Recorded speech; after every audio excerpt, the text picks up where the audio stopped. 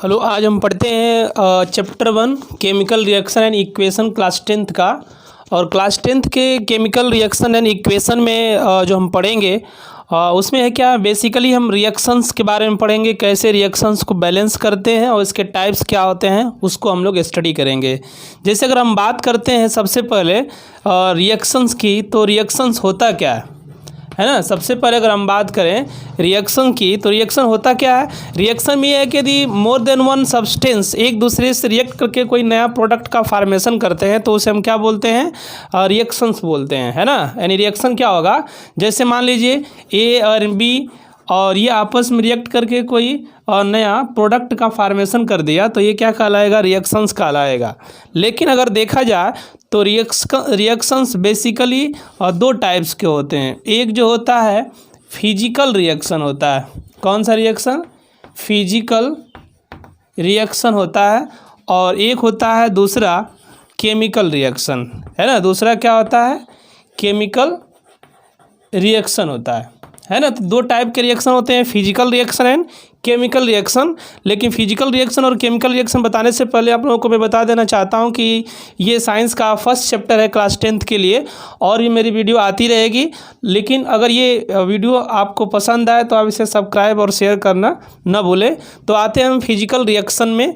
जो physical reaction होता है वो क्या होता है, इस चीज़ को देखते हैं।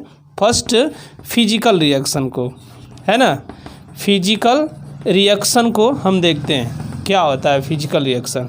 अगर हम बात करते हैं फिजिकल रिएक्शन की, तो फिजिकल रिएक्शन में क्या होता है कि मतलब ऐसा रिएक्शंस जिसमें प्रोडक्ट का फार्मेशन तो हो जाएगा, लेकिन प्रोडक्ट के फार्मेशन के बाद पुनः उसे रिएक्टेंट में कन्वर्ट किया जा सके, है ना।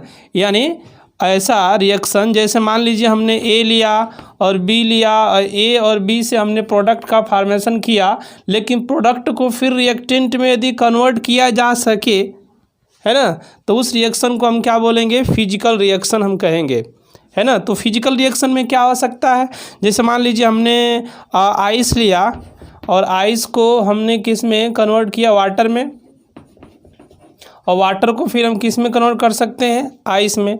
तो ये एक प्रकार का क्या है, फिजिकल रिएक्शन है। दूसरी चीज़ जो बरसात होता है ना, बारिश का होना यानी रेनिंग, वो भी क्या है, एक प्रकार का फिजिकल रिएक्शन है। दूसरी चीज़ ये है कि जैसे मान लीजिए कोई भी हम सब्सटेंस लें, जैसे मान लीजिए राड एक लेते हैं और राड को क्या करते हैं, बेंड कर देंगे, तो उसमें चेंजेस कुछ आया, लेकिन फिर उसको हम सीधा भी कर सकते हैं, स्ट्रेट भी कर सकते हैं, तो वो भी एक टाइप का क्या है, फिजिकल रिएक्शन में आएगा, है ना। बात करते हैं केमिकल रिएक्शन की, कि केमिकल रिएक्शन होता है वो क्या चीज़ होता है। तो केमिकल रिएक्शन की अगर बात करते हैं, है ना, क्या होता है केमिकल रिएक्शन। तो केमिकल रिएक्शन में क्या होता है कि जो रिएक्टेंट होते हैं वो प्रोडक्ट में चेंज हो जाने के बाद फिर रिवर्स रिएक्टेंट में कन्वर्ट नहीं होते हैं, तो ऐसे रिएक्शंस को हम क्या बोलते हैं, केमिकल रिएक्शन कहते हैं। लेकिन अगर देखा जाए तो जो केमिकल रिएक्शन होता है जब भी, तो उसमें कई चीज़ें परिवर्तित होती हैं, कई चीज़ें बदल जाती हैं। सबसे पहले अगर देखा जाए कोई भी केमिकल रिएक्शन होता है तो उसमें क्या होता है, चेंज इन कलर, है ना। फर्स्ट क्या होगा, चेंज इन कलर। जो रिएक्टेंट होगा उसका कलर क्या हो जाएगा, चेंज हो जाता है जब भी केमिकल रिएक्शन कोई होते हैं। जैसे ड्यूरिंग रस्टिंग ऑफ आयरन, है ना, ड्यूरिंग रस्टिंग ऑफ आयरन, जैसे आप आयरन देखते हैं, जब तक वो उस पर रस्ट नहीं लगे होते हैं तब तक कितना सॉफ्ट होता है, लेकिन जैसे ही उस पर रस्टिंग हो जाती है तो वो ब्राउन कलर का हो जाता है। तो ये रस्टिंग ऑफ आयरन में क्या हो रहा है, कलर उसका चेंज हो रहा है ड्यूरिंग केमिकल रिएक्शन। दूसरी चीज़ ये है कि पॉलिश सिल्वर जो होता है, पॉलिश्ड सिल्वर, ये पॉलिश सिल्वर जो होता है कन्वर्ट होता है और टर्निश्ड सिल्वर में, टर्निश्ड सिल्वर में, है ना। तो पॉलिश सिल्वर जो होगा टर्निश्ड सिल्वर में कन्वर्ट होगा, तो ये भी क्या है, उसके कलर में चेंजेज आते हैं।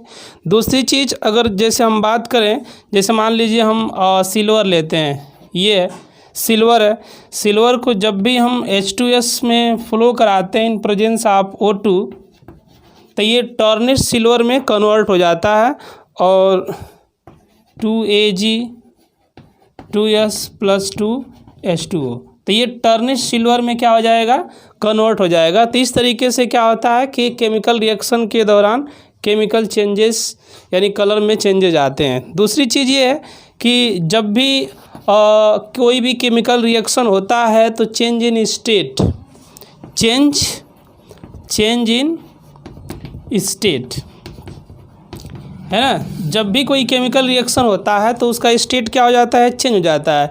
स्टेट चेंज हो जाने का मतलब ये है कि जैसे मान लीजिए अगर कोई चीज़ हम लेते हैं उसको हम जलाते हैं, जैसे मान लीजिए हमने कोई सब्सटेंस ही लिया, सॉलिड सब्सटेंस, उसको जलाया, सल्फ़र को हम ले लेते हैं। सल्फ़र कैसा होता है, सॉलिड होता है ना, और सल्फ़र को हम ऑक्सीजन के प्रेजेंस में बर्न कराते हैं तो SO2 के रूप में क्या होता है, ये बाहर आता है। तो इसका स्टेट क्या हो गया, चेंज हो गया ना। दूसरी चीज़ अगर हम कार्बन लें, कार्बन भी सॉलिड होता है और इसको हम ऑक्सीजन के प्रेजेंस में बर्न कराते हैं तो ये CO2 बनाता है। यहाँ भी क्या हो रहा है, आप देख रहे हैं इसका चेंज जा रहा है, स्टेट चेंज हो जा रहा है। तो जब स्टेट चेंज हो जा रहा है तो ये एक प्रकार का क्या हुआ, केमिकल रिएक्शन ही हुआ। दूसरी चीज़, तीसरी पॉइंट पर अगर आते हैं हम यहाँ पर, तो वो क्या होता है कि change in order, change in order है ना, इसके ऑर्डर में भी चेंज आता है, यानी इसकी जो स्मेलिंग होती है वो बदल जाती है ना।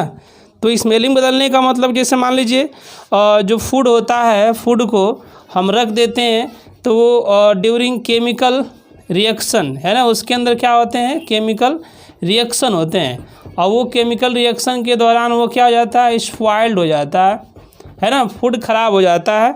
और इस फूड के ख़राब होने से क्या आता है, इसकी बैड स्मेलिंग आती है। कैसी स्मेलिंग आएगी, बैड स्मेलिंग आएगी। तो इस तरीके से क्या होता है कि जब भी कोई केमिकल रिएक्शन होंगे तो उसके कलर में, उसके स्टेट में और उसके ऑर्डर में क्या होते हैं, चेंजेस होते हैं, है ना। अब हम बात करते हैं केमिकल इक्वेशन के लिए कि केमिकल इक्वेशन क्या होता है ना। केमिकल इक्वेशन की बात करते हैं एक, तो केमिकल इक्वेशन क्या होता है, तो इसमें हम कह सकते हैं कि symbolic representation of reaction, symbolic representation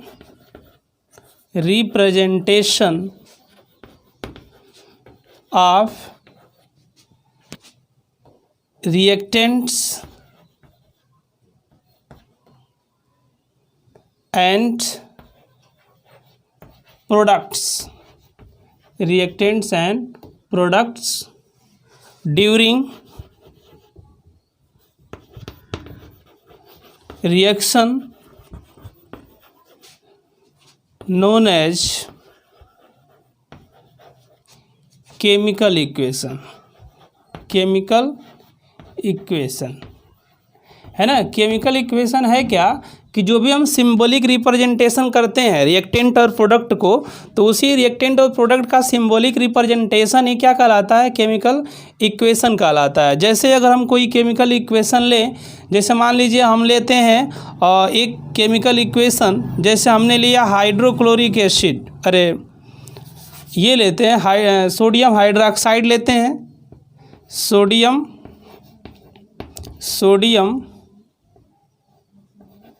hydroxide plus HCl, hydrochloric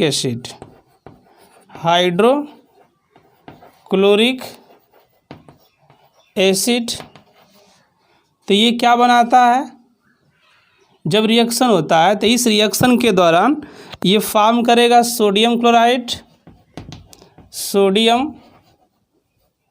chloride plus water का फॉर्मेशन होगा। तो ये क्या है, हमने सब्सटेंस लिया, उधर रिएक्टेंट बना है, तो ये सोडियम हाइड्रोक्साइड है, इसको हम ले लेते हैं, इसका सिंबॉलिक रिप्रेजेंटेशन, ये सोडियम हाइड्रोक्साइड ले लिया, प्लस क्या लिया गया, हाइड्रोक्लोरिक एसिड, ये हमने ले लिया HCl, है ना। अब इन दोनों के बीच रिएक्शन होगा तो ये और ये क्या मिलकर बना देंगे वाटर, और ये Na और ये Cl, ये क्या बना देंगे NaCl और प्लस H2O, वाटर हो गया। तो इस तरीके से क्या है, ये सोडियम हाइड्रोक्साइड है और ये क्या है हाइड्रोक्लोरिक एसिड है, और बना क्या रहा है सोडियम क्लोराइड एंड वाटर बना रहा है। तो इस तरीके से किसी भी रिएक्शन को यदि हम सिंबॉलिक रिप्रेजेंटेशन करते हैं उसके रिएक्टेंट और प्रोडक्ट को, तो इसी फॉर्म को क्या कहा जाता है केमिकल इक्वेशन कहा जाता है। दूसरी चीज़ और भी बहुत सारे केमिकल इक्वेशन हैं और रिप्रेजेंट करने के इनके बहुत सारे तरीके हैं। अगर इनका रिप्रेजेंटेशन अगर देखा जाए है ना, बहुत सारे हम चीज़ें देखते हैं केमिकल इक्वेशन के दौरान ये लगी होते हैं है ना सिंबल के रूप में। तो अगर हम देखें और जैसे मान लीजिए कुछ नोटेबल पॉइंट अगर हम दें यहाँ पर, जैसे फर्स्ट हम लेते हैं, जैसे मान लीजिए ये आता है एक सिंगल एरो है ना, तो जो सिंगल एरो आता है तो इस सिंगल एरो का मतलब क्या होगा फॉरवर्ड रिएक्शन, फॉरवर्ड रिएक्शन होगा है ना। अगर इस तरह से रिप्रेजेंट किया जा रहा है तो इसका मतलब रिएक्शन कैसा हो रहा है आगे की तरफ हो रहा है, इसे हम फॉरवर्ड रिएक्शन कहेंगे। दूसरी चीज़ डबल एरो अगर रिप्रेजेंट करते हैं, एक ये एरो और एक ये एरो रिप्रेजेंट कर दिए, तो डबल एरो रिप्रेजेंट करने का मतलब क्या हुआ रिवर्सिबल रिएक्शन है। ये कौन सा रिएक्शन होगा रिवर्सिबल है ना, रिवर्सिबल रिएक्शन इसे हम कहेंगे। जब डबल एरो रिप्रेजेंट करते हैं तो ये डबल एरो क्या दिखाता है रिवर्सिबल रिएक्शन, यानी प्रोडक्ट्स बन जाएगा, प्रोडक्ट से रिएक्टेंट भी बन जाएगा। उसके बाद एक और आता है स्टेट हम दिखाते हैं, ये ऐसे हम लिखते हैं इसको। तो ऐसे रिप्रेजेंट करने का मतलब क्या है कि इक्विलिब्रियम स्टेट आएगा है ना, यानी इक्विलिब्रियम क्या होगा स्टेट होगा। समझ में आया। तो ये तीन रिप्रेजेंटेशन होता है, जैसे हम यहाँ रखे हैं इसको एरो को, तो इसका मतलब ये है कि ये फॉरवर्ड रिएक्शन हो रहा है और इधर यानी आगे की तरफ। और अगर ये दो डबल एरो रिप्रेजेंट किया गया है तो डबल एरो का मतलब ये होगा रिवर्सिबल रिएक्शन, यानी उधर भी रिएक्शन होगा फॉरवर्ड डायरेक्शन में और बैकवर्ड डायरेक्शन में भी रिएक्शन होता है, तो इसे हम रिवर्सिबल रिएक्शन कहते हैं। दूसरी चीज़ इक्विलिब्रियम स्टेट कब आता है, जब रिएक्टेंट और प्रोडक्ट की मात्राएं दोनों तरफ बराबर हो जाती हैं, तो उसे हम क्या बोलते हैं इक्विलिब्रियम स्टेट है ना, यानी ऐसा रिवर्सिबल रिएक्शन है। इस इक्विलिब्रियम स्टेट क्या है टाइप ऑफ रिवर्सिबल रिएक्शन है, जब रिएक्टेंट और प्रोडक्ट दोनों की वैल्यू क्या हो जाएगी बराबर हो जाएगी, तो उसे हम क्या बोलेंगे इक्विलिब्रियम स्टेट कहते हैं। स्टडी करते हैं how to balance a chemical equation, यानी किसी केमिकल इक्वेशन को किस तरह से हम बैलेंस करते हैं। और हालांकि क्लास 10th में हमको एक सिंपल तरीका मिलेगा बैलेंस करने का, अपर क्लास में जाएंगे इसके अपर क्लास में तो हमको अच्छे तरीके से बैलेंस करने के लिए मिलेगा। तो हम आते हैं एक इक्वेशन लेते हैं, जैसे मान लीजिए हम ले लिए H2 + O2 और क्या बनाया H2O बनाया है ना, हाइड्रोजन और ऑक्सीजन मिलकर H2O बनाया, वाटर बनाया, लेकिन ये बैलेंस है नहीं। यहाँ 2 हाइड्रोजन है, यहाँ भी 2 हाइड्रोजन है, यहाँ 2 ऑक्सीजन है, लेकिन यहाँ एक ही ऑक्सीजन है, तो ये अनबैलेंस इक्वेशन है। तो इसको हम क्या करते हैं बैलेंस करते हैं। तो बैलेंस करने के लिए हमको क्या करना पड़ेगा कि अब आते हैं, जैसे मान लीजिए हमने लिया स्टेप फर्स्ट H2 लिया प्लस O2 लिया और H2O, यहाँ 2 ऑक्सीजन है तो इधर भी हम क्या कर लेंगे 2 कर लिए, तो 2 ऑक्सीजन तो हो गया, इधर हो गया ना, और लेकिन हाइड्रोजन कितना हो गया अब 4 हो गया, क्योंकि 2 पहले से था, 2 मल्टीप्लाई कर देंगे तो कितना हो जाएगा 4 हो गया हाइड्रोजन, तो इधर भी 4 करना पड़ेगा। तो इसका मतलब कि 2 हाइड्रोजन और इसमें ऐड करना पड़ेगा, तो H2 प्लस O2 क्या हो गया ये 2H2O, यानी टोटली इसको हम ऐड कर देंगे तो 2 हाइड्रोजन कितना हो जाएगा 2H2 प्लस O2 क्या बनेगा एक 2H2O बनेगा। अब यहाँ देख सकते हैं एक बैलेंस इक्वेशन है, जैसे 4 हाइड्रोजन है तो 4 यहाँ भी है, 2 ऑक्सीजन है तो 2 ऑक्सीजन इधर भी है। अब दूसरी चीज़ हम आते हैं एक दूसरा इक्वेशन लेते हैं, उसको कैसे हम बैलेंस करेंगे। जैसे मान लीजिए हमने लिया ये Fe लिया प्लस O2 लिया प्लस H2O और ये फॉर्म करता है Fe2O3 डॉट H2O। ये एक रस्टिंग है, आयरन की रस्टिंग है। तो ये कैसे इक्वेशन बैलेंस होगा, इस चीज़ को पहले हम देखते हैं। तो हम क्या करते हैं कि पहले बैलेंस करते हैं इसको Fe प्लस O2 H2O और यहाँ पर हम ले लिए Fe2O3 डॉट H2O। तो हम क्या करेंगे कि ये फ्रैक्शन के रूप में है ऑक्सीजन, यहाँ पर इसके साथ तो यहाँ 2 ले लेंगे, 2 से मल्टीप्लाई कर दिए। तो जब 2 से मल्टीप्लाई कर दिए यहाँ पर, तो यहाँ कितना हो गया Fe ऑक्सीजन 6 हो गया और 2 इधर है, 6 to 8 है। तो पहले हम क्या करेंगे, 2 हमने इधर मल्टीप्लाई किया, तो अब इधर क्या करेंगे, आयरन भी ले लेंगे। कितना 4 आयरन हो गया, लेकिन ऑक्सीजन कितना है इधर 6 to 8, क्योंकि 2 इधर भी हो जाएगा। तो हम क्या करेंगे फिर 4Fe plus O2 plus H2O। तो यहाँ कितना है और 6, तो यहाँ क्या ले लेंगे 3 plus H2O 2Fe2O3 dot H2O। अभी भी बैलेंस नहीं है, हाइड्रोजन कितना है 4 है इधर, 2 2 जा 4। तो हम क्या कर लेंगे 4Fe plus 3O2 plus 2H2O arrow 2Fe2O3 dot H2O। तो इस तरीके से ये क्या है, बैलेंस केमिकल इक्वेशन है। तो इस तरीके से हम क्या करते हैं, किसी भी केमिकल इक्वेशन को बैलेंस करेंगे, है ना। अब पढ़ते हैं टाइप्स ऑफ रिएक्शन, यानी रिएक्शंस कितने टाइप्स के होते हैं और इसको देखते हैं। तो फर्स्ट एक आता है जिसको हम कहते हैं कॉम्बिनेशन रिएक्शन। कॉम्बिनेशन रिएक्शन ये है। दूसरा है, अगर देखा जाए तो इसे डीकम्पोजिशन रिएक्शन कहते हैं। डीकम्पोजिशन रिएक्शन ये हो गया। तीसरा अगर लेते हैं तो डिस्प्लेसमेंट रिएक्शन एक आता है। डिस्प्लेसमेंट रिएक्शन हो गया। चौथा आता है double displacement reaction. Double displacement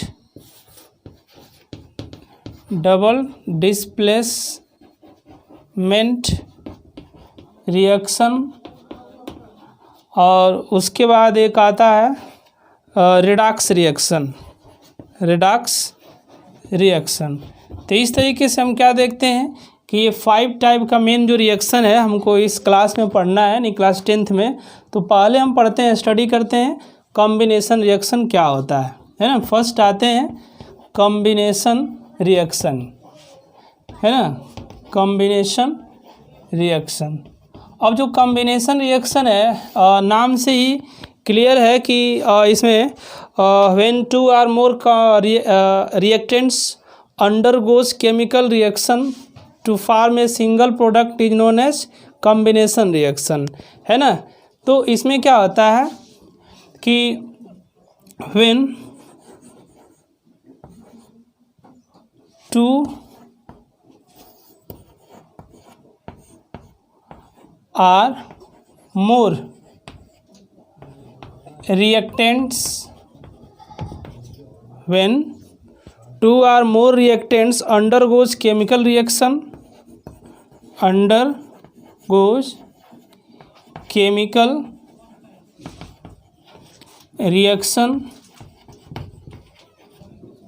and form a single products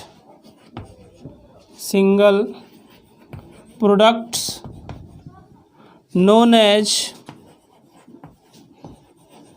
combination reaction. इसको क्या बोलेंगे, कॉम्बिनेशन रिएक्शन हम कहेंगे कि जब मोर देन 1 रिएक्टेंट्स आपस में कंबाइन करते हैं और कंबाइन करके एक सिंगल प्रोडक्ट का फॉर्मेशन करते हैं, तो इसे हम कॉम्बिनेशन रिएक्शन कहेंगे। जैसे मान लीजिए एग्जांपल के तौर पर अगर लें जैसे सी हम लेते हैं ए प्लस बी और ये कोई प्रोडक्ट का फार्मेशन कर दिया, ए प्लस बी एक प्रोडक्ट बना रहा है, इसको हम ले सकते हैं ए बी भी रिप्रेजेंट कर सकते हैं, एक सिंगल प्रोडक्ट बनाया। बहुत सारे एग्जांपल मिलेंगे, जैसे मान लो जैसे सी है O2 ये बनाया CO2 है ना, और फिर हम ले रहे हैं H2 प्लस O2 ये बनाएगा H2O, ये बना दिया H2O बनाया, वाटर का फॉर्मेशन हुआ। फिर हम ले सकते हैं H2 प्लस Cl2 क्या हो जाएगा 2HCl हो गया है ना। फिर कैल्शियम ऑक्साइड प्लस H2O ले लेंगे तो ये बनाएगा CaOH जिसे लाइम वाटर कहते हैं है ना, ये लाइम वाटर बनता है। तो इस तरीके से क्या है कॉम्बिनेशन रिएक्शन है ना। और जो कॉम्बिनेशन रिएक्शन होता है ये एक्सोथर्मिक रिएक्शन है, ये टाइप ऑफ एक्सोथर्मिक रिएक्शन है ना, एक्सोथर्मिक रिएक्शन भी इसे कहेंगे है ना। क्यों एक्सोथर्मिक रिएक्शन कहेंगे, क्योंकि जब कॉम्बिनेशन रिएक्शन होता है तो उस कॉम्बिनेशन रिएक्शन के दौरान क्या होता है कि एनर्जी रिलीज होती है in the form of heat, यानी हीट के रूप में एनर्जी बाहर आती है। तो जब हीट के रूप में एनर्जी बाहर निकलती है तो उसको हम क्या बोल सकते हैं एक्सोथर्मिक रिएक्शन बोल सकते हैं। तो इस तरीके से जो कॉम्बिनेशन रिएक्शन है ना, combination reaction is type of exothermic reaction है। तो इसे आप क्या कीजिए नोट कीजिए। दूसरा आते हैं डिकम्पोजिशन रिएक्शन के बारे में अब पढ़ते हैं। डिकम्पोजिशन रिएक्शन क्या होता है, लेकिन यहाँ भी क्लियर है कि डिकम्पोज करेगा, यानी कोई भी कंपाउंड जो होगा डिकम्पोज करके मोर देन वन प्रोडक्ट का फॉर्मेशन करेगा तो उसे हम डिकम्पोजिशन रिएक्शन कहेंगे। तो इसको हम डिफाइन कर सकते हैं when reactants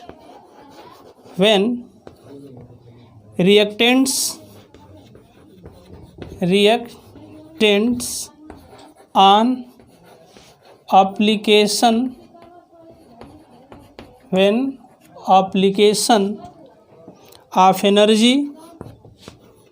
of energy either in the form of heat,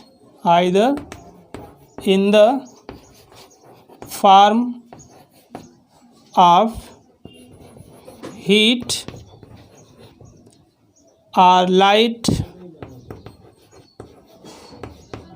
either in the form of heat or light or electricity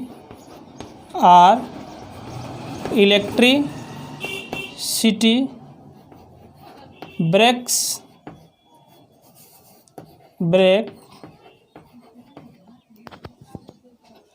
into products called decomposition reaction। इसे हम क्या बोलेंगे decomposition reaction कहेंगे है ना। when reactants on application of energy either in the form of heat or light or electricity break into products called decomposition reaction। जैसे हम ले लिए एग्जाम्पल के तौर पर, जैसे मान लीजिए हम कैल्शियम कार्बोनेट लेते हैं और इसे हम हीट करते हैं, तो कैल्शियम कार्बोनेट को हीट करने पर और ये कैल्शियम ऑक्साइड प्लस CO2 में क्या हो जाता है ब्रेक हो जाता है। तो ये क्या है डिकम्पोज हुआ है ना।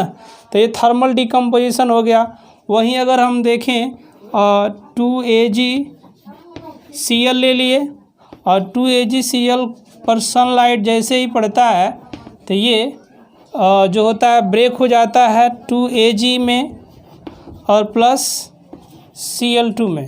तो ये क्या हो गया सनलाइट यानी लाइट के द्वारा डिकम्पोजिशन इसका हो रहा है। और दूसरी चीज़ और भी हम ले सकते हैं, जैसे मान लीजिए PCl5 ले रहे हैं और ये डिकम्पोज हो जाता है after heating PCl3 plus Cl2 में।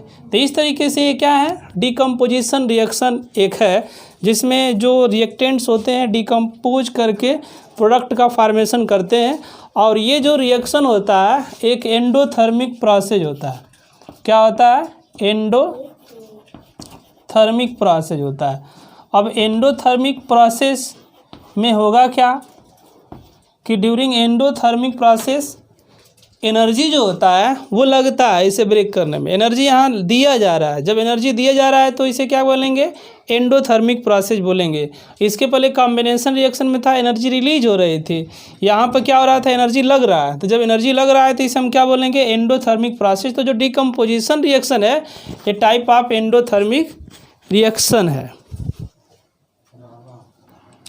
नेक्स्ट आते हैं डिस्प्लेसमेंट रिएक्शन में।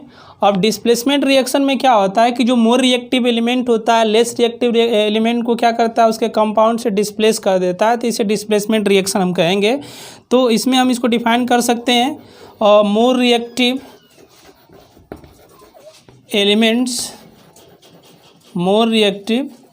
एलिमेंट्स है ना। जनरली अगर देखा जाए तो मेटल्स होते हैं, तो more reactive elements or metal displace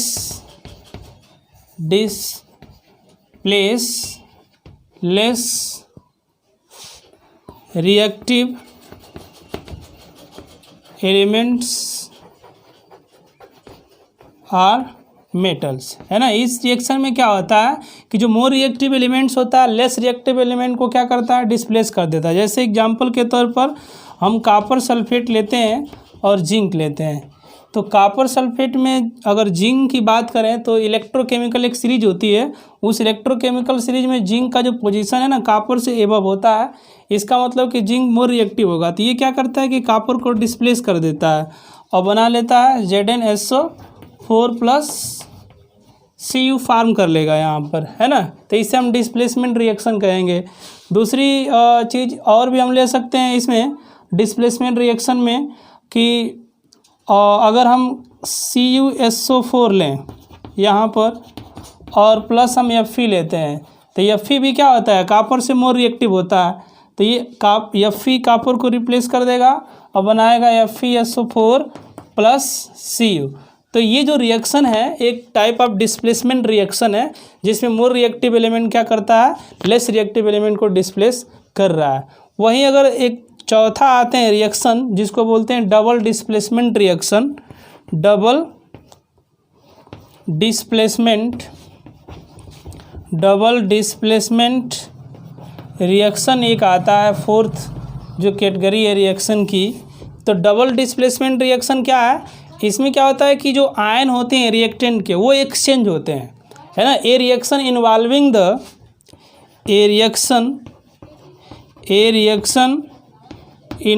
exchange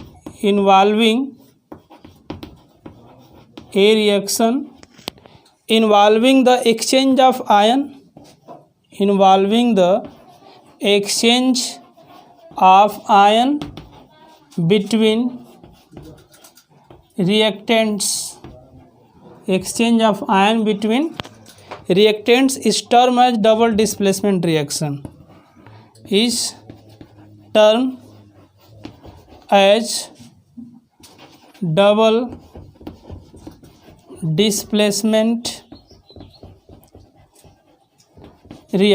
इसको हम क्या बोलेंगे, डबल डिस्प्लेसमेंट रिएक्शन हम कहेंगे, है ना, इसको बोलेंगे। जैसे अगर मान लीजिए अगर हम ले रहे हैं, जैसे एग्जाम्पल के तौर पर सोडियम सल्फाइड ले रहे हैं और HCl ले रहे हैं, सोडियम सल्फाइड और HCl। तो जो सोडियम है वो क्या करेगा कि यहाँ से डिस्प्लेस कर देता है किसको, सोडियम को, हाइड्रोजन को डिस्प्लेस कर देगा। क्योंकि जो सोडियम होते हैं हाइड्रोजन से मोर रिएक्टिव होते हैं, तो वो सोडियम हाइड्रोजन को डिस्प्लेस कर देगा यहाँ, क्योंकि कोई भी मेटल हाइड्रोजन को डिस्प्लेस कर देता है, ज़्यादा मोर रिएक्टिव जो मेटल होते हैं हाइड्रोजन को डिस्प्लेस कर देते हैं। तो ये सोडियम हाइड्रोजन को डिस्प्लेस करके इसकी जगह ले लेगा, बना लेगा 2NaCl+। ये जो सल्फ़र है ना यहाँ अब आ जाएगा H2S के साथ, ये हो गया। उसके बाद अगर नेक्स्ट हम लेते हैं और यहाँ पर जैसे हमने लिया Na2SO4 यानी सोडियम सल्फेट प्लस और बेरियम क्लोराइड लेते हैं BaCl2, सोडियम सल्फेट और बेरियम क्लोराइड। तो यहाँ पर जो सोडियम है ना मोर रिएक्टिव है बेरियम से, तो सोडियम बेरियम को यहाँ फिर रिप्लेस कर देगा, तो बनाएगा 2NaCl+, ये Ba अब इसके साथ आ जाएगा SO4 के साथ, तो ये फॉर्म कर देगा BaSO4। तो इस तरीके से क्या है, ये एक डबल डिस्प्लेसमेंट रिएक्शन है जो हम देख रहे हैं यहाँ पर। अब बात करते हैं रिडॉक्स रिएक्शन का। जो रिडॉक्स रिएक्शन होता है ये क्या होता है, इसमें दो चीज़ें हैं रिडॉक्स में। रिडॉक्स, इसका रिडॉक्स का मतलब रिडक्शन, RED, इसका मतलब रिडक्शन, और यहाँ ऑक्स लिखा है, इसका मतलब ऑक्सीडेशन, है ना। तो ऐसे रिएक्शन जिसमें ऑक्सीडेशन और रिडक्शन दोनों साथ साथ होते हैं उसे हम क्या बोलते हैं, रिडॉक्स रिएक्शन बोलते हैं। अब ऑक्सीडेशन और रिडक्शन में होता क्या है, जैसे अगर इसको भी अपर क्लास में जाएंगे 11th में तो इसको हमको एक चैप्टर के रूप में पढ़ना है रिडॉक्स रिएक्शन में। यहाँ हमको सिंपली बस समझना है कि रिडॉक्स रिएक्शन क्या होता है। मतलब ऐसे रिएक्शन जिसमें ऑक्सीडेशन रिडक्शन दोनों प्रोसेस होते हैं उसको हम क्या बोलते हैं, रिडॉक्स रिएक्शन बोलते हैं। लेकिन आखिर में रियलिटी में है क्या रिडॉक्स रिएक्शन, यानी रिडक्शन क्या होता है, ऑक्सीडेशन क्या होता है, जैसे इस चीज़ को हम देखते हैं। जैसे पहले हम आते हैं, जैसे मान लीजिए हम लेते हैं ऑक्सीडेशन, है ना। तो ऑक्सीडेशन में क्या होता है कि अगर कोई भी एलिमेंट ऑक्सीजन को गेन करता है, जैसे हम कार्बन ले लिए या ऑक्सीजन को गेन कर लिया तो ये क्या बनाया, CO2। तो ये क्या हो रहा है, कार्बन का ऑक्सीडेशन हो रहा है। कोई भी एलिमेंट अगर ऑक्सीजन वो लेता है तो उसका क्या होता है, ऑक्सीडेशन होता है। जैसे हम सल्फर ले लिए और SO2 ले लिए, अरे O2 ले लिए, क्या बनाया, SO2। तो ये यहाँ क्या हो रहा है, ऑक्सीडेशन हो रहा है।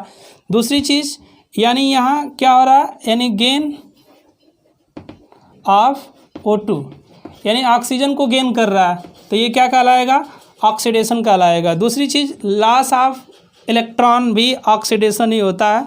जैसे मान लीजिए हमने ले लिया कॉपर और ये 2 इलेक्ट्रॉन अपना लॉस कर दे रहा है ना। फिर जिंक ले लिए तो जिंक भी क्या कर रहा है, अपना 2 इलेक्ट्रॉन लॉस कर रहा है। तो यहाँ पर इलेक्ट्रॉन लॉस कर रहा है यानी लॉस ऑफ इलेक्ट्रॉन, है ना। तो जो लॉस ऑफ इलेक्ट्रॉन है ये भी क्या है, ऑक्सीडेशन रिडक्शन, ऑक्सीडेशन ही रिएक्शन है जिसमें अगर कोई भी एलिमेंट इलेक्ट्रॉन को लॉस करता है, जितना इलेक्ट्रॉन लॉस करेगा उतना पॉजिटिव चार्ज इस पर आएगा। 2 पॉजिटिव चार्ज का मतलब 2 इलेक्ट्रॉन लॉस किया, यहाँ 2 पॉजिटिव चार्ज का मतलब 2 इलेक्ट्रॉन लॉस किया, है ना। और भी ले सकते हैं, जैसे मान लीजिए Fe हम +2 ले रहे हैं और यहाँ पर Fe +3 हो जा रहा है। इसका मतलब एक इलेक्ट्रॉन तो पहले से 2 इलेक्ट्रॉन लॉस किया था, एक और लॉस कर दिया तो कितना हो गया, +3 हो गया। तो यहाँ पर भी क्या है, लॉस ऑफ इलेक्ट्रॉन, ये ऑक्सीडेशन को रिप्रेजेंट कर रहा है। वहीं पर अगर हम बात करें दूसरा रिडक्शन की, तो रिडक्शन में होता क्या है कि अगर कोई भी एलिमेंट या मेटल हम कह सकते हैं ऑक्सीजन को लॉस करता है तो उसका क्या होता है, रिडक्शन होता है। ऑक्सीजन को यदि लॉस करेगा तो उसका क्या होगा, रिडक्शन होगा। जैसे मान लीजिए हमने लिया ये CuO ले लिया और H2 ले लिया, तो CuO और H2 लेते हैं तो ये क्या करता है, H2O फॉर्म कर लेगा, ये कॉपर अलग हो जाएगा। तो ये कॉपर क्या कर रहा है, ऑक्सीजन को लॉस कर दे रहा है। जब ऑक्सीजन को लॉस कर दे रहा है तो यहाँ पर क्या हो रहा है, रिडक्शन हो रहा है। दूसरा, अगर कोई भी एलिमेंट इलेक्ट्रॉन को गेन करता है जैसे, तो उसका भी होता है रिडक्शन। जैसे Cu++ है, इसको 2 इलेक्ट्रॉन हम दे देंगे, 2 प्लस चार्ज था, 2 इलेक्ट्रॉन लिया, ये कन्वर्ट हो जाएगा Cu में, क्या हो रहा है, रिडक्शन हो रहा है। दूसरी चीज़ जिंक ले लिए, 2 चार्ज इस पर है, इसका मतलब 2 इलेक्ट्रॉन की कमी है, 2 इलेक्ट्रॉन हम दे दिया, ये जिंक में कन्वर्ट, यानी इलेक्ट्रॉन अगर ले रहा है तो उसका रिडक्शन होगा, इलेक्ट्रॉन लॉस कर रहा है, ये निकाल रहा है तो उसका क्या होगा, ऑक्सीडेशन होगा, है ना। तो इस तरीके से ये क्या है, रिडक्शन है और ये क्या है, ऑक्सीडेशन है। यानी कोई भी एलिमेंट ऑक्सीजन को गेन करता है तो ऑक्सीडेशन, इलेक्ट्रॉन को लॉस करता है तो ऑक्सीडेशन, और यहाँ पर ऑक्सीजन को लॉस करता है तो रिडक्शन और इलेक्ट्रॉन को गेन करता है तो रिडक्शन प्रोसेस आता है। और दूसरी चीज़ एक रिडॉक्स रिएक्शन क्या होता है, जैसे मान लीजिए हम लिया MnO2 ये ले लिए +4 HCl ले लिए, है ना, MnO2 और 4 HCl ले लिए, ये बनाता है MnCl2 + Cl2 और प्लस H2O का फॉर्मेशन ये करेगा, है ना, H2O का फॉर्मेशन कर रहा है।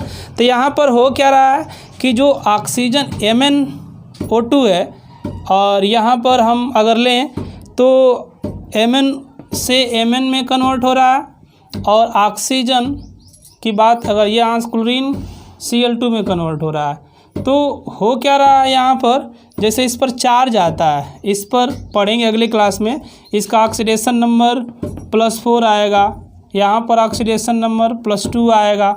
तो जब ऑक्सीडेशन नंबर डिक्रीज करता है ना, जैसे यहाँ +4 है, जितना चार्ज ऊपर आता है उतना ऑक्सीडेशन नंबर आता है, तो +4 है, यहाँ +2 हो जा रहा है मैग्नीज का, तो डिक्रीज कर रहा है, तो ये रिडक्शन हो रहा है, यहाँ पर रिडक्शन हो रहा है। यहाँ पर क्या एक Cl है, यहाँ Cl2 है, तो यहाँ -1 होगा, और यहाँ पर क्या होता है 0 होगा, -1 से 0 हो रहा है, तो -1 से 0 होने का मतलब क्या है कि इंक्रीज कर रहा है। तो जब इंक्रीज कर रहा है तो इसका क्या होगा, ऑक्सीडेशन ये होगा। तो इसमें ऑक्सीडेशन और रिडक्शन दोनों प्रोसेस एक साथ हो रहे हैं, तो ये क्या एक प्रकार का रिडॉक्स रिएक्शन है। नेक्स्ट आते हैं कोरेजन क्या होता है। जैसे कोरेजन का मतलब ये होता है कि रस, जैसे मान लीजिए आयरन है, अगर आयरन को हम रख देते हैं मॉइस्चर में या कहीं भी वैसे, तो उस पर क्या हो जाता है, रस्टिंग लग जाती है। तो वो टाइप अब क्या है, एक कोरेजन है ना। यानी जैसे मान लीजिए हमने आयरन को लिया, आयरन, और इसको एयर में हम रख देते हैं और नमी में, है ना, मॉइस्चर में, तो ये फॉर्म कर लेता है 2Fe2O3.H2O। तो ये क्या है, रस्टिंग ऑफ आयरन इसे हम कहेंगे। ये जो रस्टिंग ऑफ आयरन होता है ये टाइप ऑफ कोरेजन है, ये क्या है, कोरेजन है ना, जिसमें क्या होता है कि जो आयरन की जो लेयरें होती हैं वो नष्ट होती हैं, डिस्ट्रॉय होती रहती हैं। और दूसरी चीज़, एक चीज़ और हम लेते हैं यहाँ पर, जैसे मान लीजिए हमने ये आयरन प्योर लिया, ये प्योर आयरन है ना। जैसे ही प्योर आयरन लेते हैं तो इस प्योर आयरन के ऊपर क्या होता है, एक लेयर बन जाती है, ये लेयर।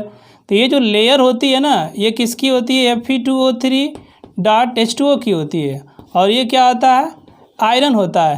तो ये क्या है, रस्टिंग है, इसे हम क्या बोलेंगे, रस्टिंग बोलेंगे, है ना। ये रस्टिंग ऑफ आयरन कहलाएगा, है ना, ये रस्टिंग ऑफ आयरन है, यहाँ हो रहा है ना, रस्टिंग ऑफ आयरन हो रहा है।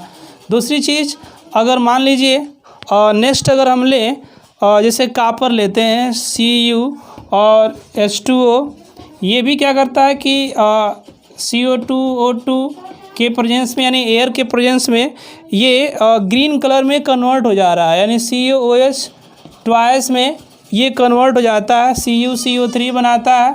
तो ये ग्रीन कलर का जो इसके ऊपर बनता है एक लेयर बन जाती है, जो क्या करता है कि कॉपर को डिस्ट्रॉय करता रहता है। वहीं पर अगर हम बात करते हैं एल्युमिनियम की, तो एल्युमिनियम को जब हम रखते हैं एटमॉस्फेयर में, तो ये एल्युमिनियम क्या करता है कि ऑक्सीजन से रिएक्ट करके बना लेता है Al2O3। क्या बना लेता है, Al2O3 का फॉर्मेशन कर लेता है। तो जब Al2O3 बनाता है, जैसे ये एल्युमिनियम की हम ये ले लिए, एल्युमिनियम है यहाँ पर, और इसके चारों तरफ ये एल्युमिनियम की एक प्रोटेक्टिव लेयर बन जाती है Al2O3। तो ये जो प्रोटेक्टिव लेयर है ना, ये क्या करता है, इसे प्रोटेक्ट करता है। तो और यहाँ पर क्या है, इसे ये Fe2O3 आयरन को डिस्ट्रॉय कर रहा है, तो ये टाइप क्या हो जाएगा, कोरेजन का होगा, तो इसे हम कोरेजन बोलेंगे। वहीं पर एक आता है रेंसिडिटी, एक और टाइप आती है, एक रेंसिडिटी होता है। रेंसिडिटी का मतलब क्या होता है कि जैसे मान लीजिए कोई भी फूड है, कोई भी हम फूड लेते हैं, जैसे ऑयली फूड हम लेते हैं, और ऑयली फूड को अगर हम वैसे रख देंगे और नमी में, मॉइस्चर में, या उसी तरह खुले वातावरण में, तो रखने पर क्या होता है कि उसके स्पॉइल्ड होने का काफ़ी चांसेज होते हैं। वो जितने फूड होते हैं स्पॉइल्ड हो जाते हैं, ख़राब हो जाते हैं, और ख़राब होने के कारण उसकी जो बैड स्मेलिंग होती है, तो उस बैड स्मेलिंग, यानी जो फूड की बैड स्मेलिंग होती है, स्पॉइल्ड ऑफ फूड, उसी को हम क्या बोलते हैं, रेंसिडिटी बोलेंगे, है ना। उसको हम क्या बोलेंगे, रेंसिडिटी बोलेंगे। तो इस रेंसिडिटी को कैसे ठीक किया जा सकता है, रेंसिडिटी को प्रोटेक्ट करने के लिए हम क्या करते हैं कि जैसे मान लीजिए कोई भी ऑयली फूड हम लेते हैं, उस ऑयली फूड में हम क्या मिला लेते हैं, नाइट्रोजन गैस। जैसे मान लीजिए चिप्स होता है, चिप्स, तमाम तरह के बहुत सारे चिप्स आते हैं, तो चिप्स को पैकेट में भरने से पहले उसमें क्या भर दिया जाता है, एयर, वो भी कौन सी, नाइट्रोजन गैस भर देते हैं। वो नाइट्रोजन गैस क्या करता है कि उसे डिस्ट्रा होने से बचाता है, उसे स्पॉइल होने से बचाता है। तो स्पॉइल होने से यानी रेंसिडिटी को हम प्रोटेक्ट कर सकते हैं किससे? नाइट्रोजन के द्वारा, है ना। इसीलिए जो भी चिप्स होते हैं ना, थोड़ा सा चिप्स रहता है उसमें सारा गैस भरा रहता है, वो भी कौन सी? Nitrogen gas. तो इस तरीके से ये हमारा केमिकल रिएक्शन एंड इक्वेशन था क्लास 10th का चैप्टर 1। अगर ये वीडियो पसंद आए तो आप इसे शेयर और सब्सक्राइब करना न भूलें।